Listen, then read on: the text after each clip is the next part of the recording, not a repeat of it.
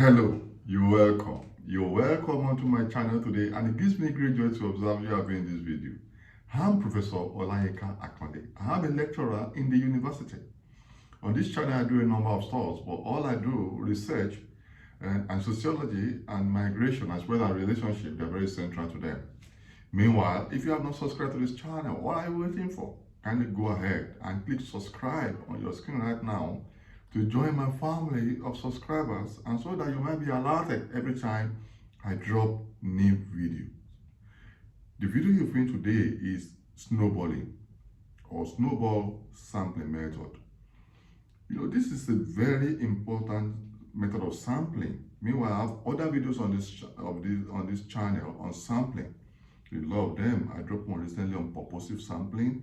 I dropped video on sampling, probability sampling and non-probability sampling.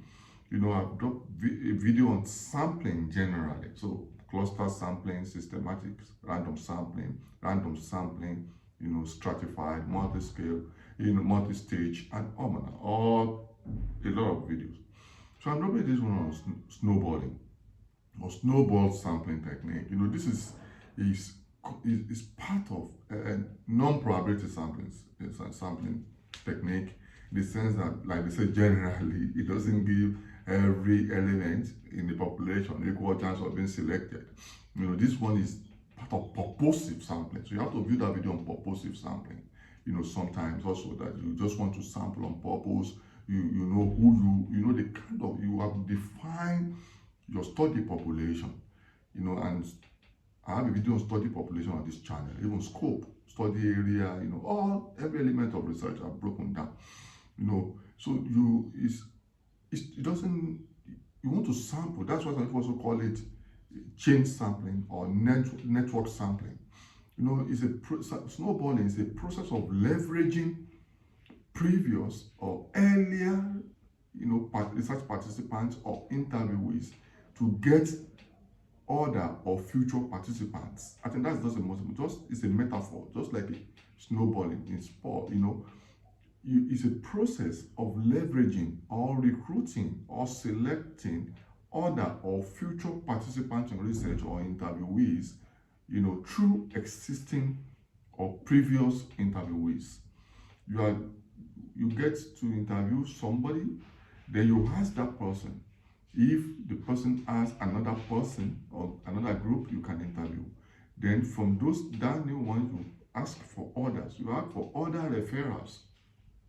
That's why it's been described as chain sampling or network sampling, because sometimes, once you leverage previous interviewees, they also lead you to other interviewees, and most of the time, these are people in their network, and they're like a chain also. One interview leads you to the other, like that. But what is very important in this place is to know why. Sometimes you use this sampling method because this might be hard to reach respondents or interviewees. Sorry, we use respondents more appropriately in quantitative studies like questionnaire.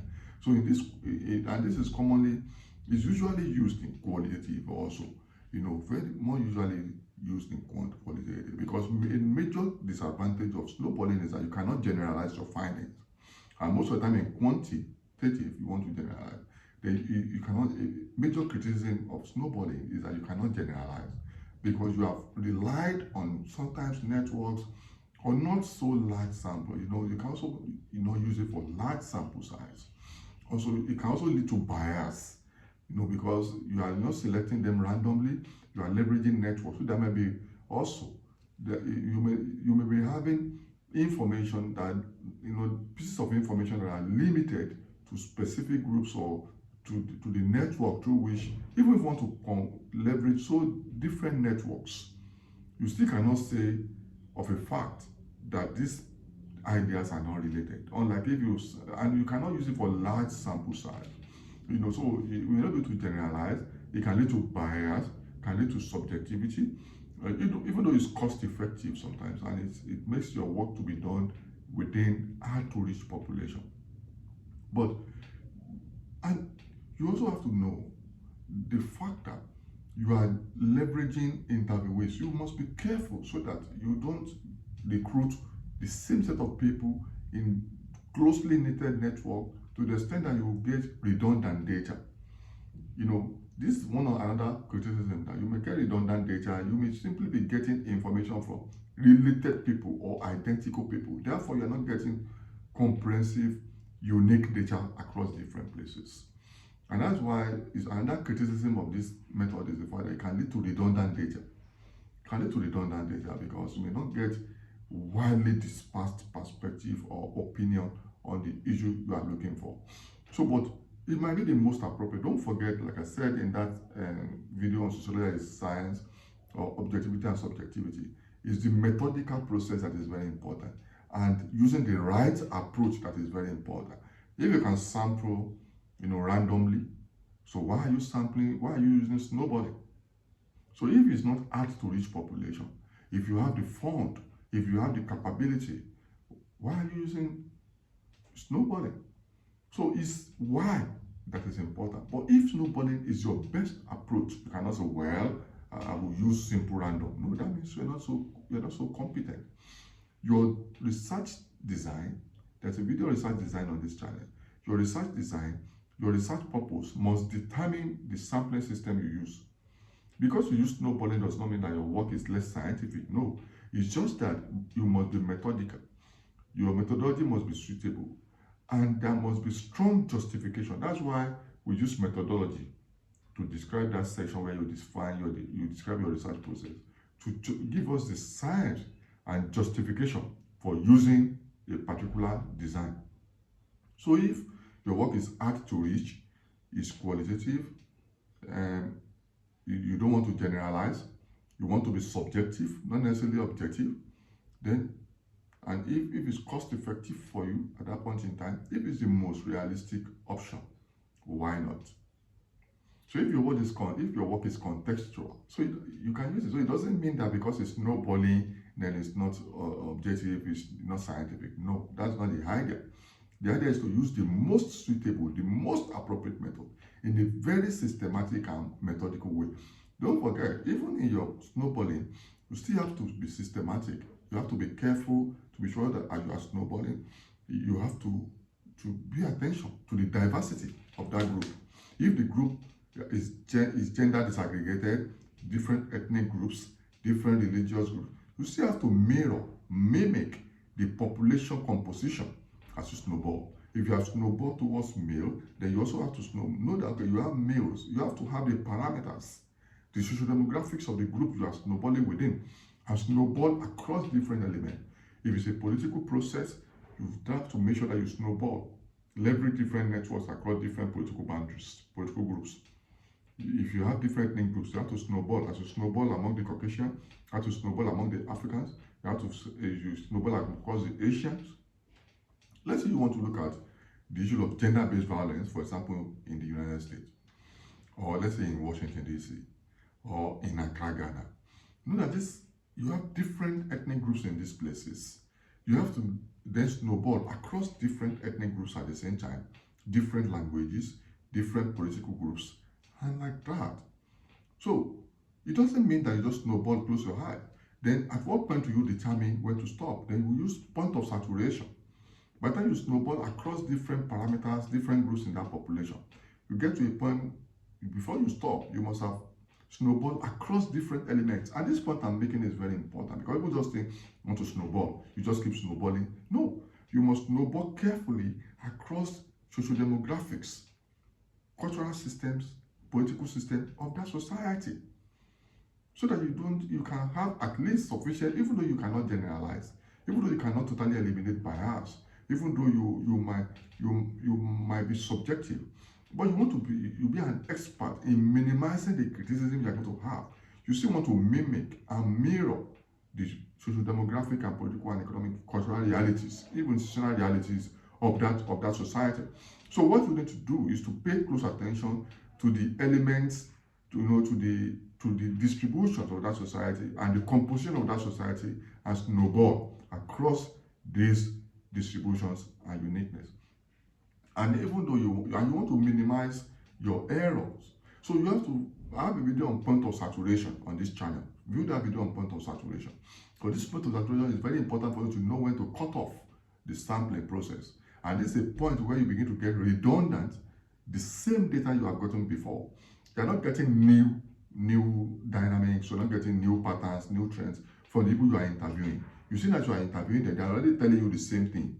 This is the interviewee number 10 is telling you what others have told you. 11 is telling you what others have told you. 12 is telling you what others, that tells you that you have to stop at that point in time. You have reached the point of saturation. That means you are already gathering redundant data, which does not make much sense anymore. You don't just want to get large data. You want to get unique and reliable and useful data, not the same people telling you, or the people telling you what others have told you at that point. So at that point of saturation, you stop networking, you stop snowballing, and begin to analyze your data. But it might be that you are snowballing towards the same network. Then means it's time to terminate at that point in time and go through another network. It might be that you have interviewed enough Caucasians because you're already getting redundant data. That's the point of saturation. You discontinue. Then you may have to move among African Americans, or to begin to see. And when you get to a point of saturation there, but you must have been able at least to have the total, the overview of the composition of that population you are studying, to know how to partition your groups and how to snowball across these different groups, and for more diverse information that you can use effectively. So I think this is, and you have to know that snowballing is very iterative in the sense that it doesn't, like I've been explaining, it's not a linear process that is okay, or like maybe simple random sampling, or multi-stage, or even cluster sampling, or systematic random. It's iterative in the sense that you want to dig down sufficiently so you can go forward and come back and begin to review your sampling design. As you go, it's a fractal process. It's a fractal process in the sense that you can go up and come down, you can go forward and come back. It's iterative in the sense that you can keep going and begin to change your approaches based on your objectives or research questions and the dynamics and complexity or simplicity of the society you are studying. So it's an iterative process. Though it has its criticism, I believe it has its strength in the sense that it's very iterative, and its subjectivity should not be a problem. It may not be generalizable to the total population, but it can give you an insight into that society you are interested in, or that group you are interested in, and it gives you, cost effectiveness, and it enables you to penetrate this hard to reach population, a population that is closely knitted or that is closed, that you cannot easily penetrate, or that you cannot sample across board. And little is known about this. The population can also, maybe not necessarily hard to reach, but little